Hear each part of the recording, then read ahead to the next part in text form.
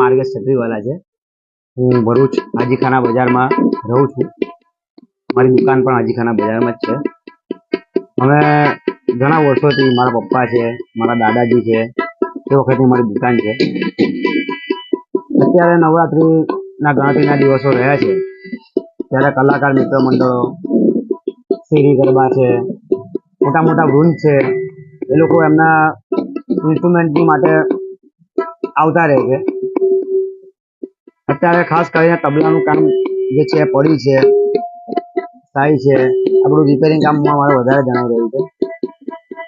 અત્યારે શું કે તબલાના તાલ, ઢોલનો ધબકાર અને હાર્મોનિયમના સૂર વગેરે બધું નકામું જણાઈ રહ્યું છે।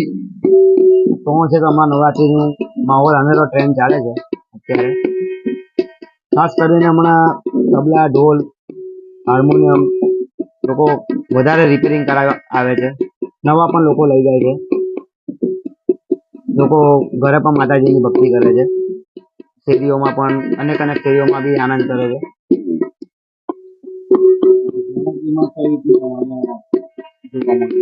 ઘરાકીમાં અત્યારે તબલા, ઢોલ રિપેરિંગ કરવા માટે લોકો આવે છે।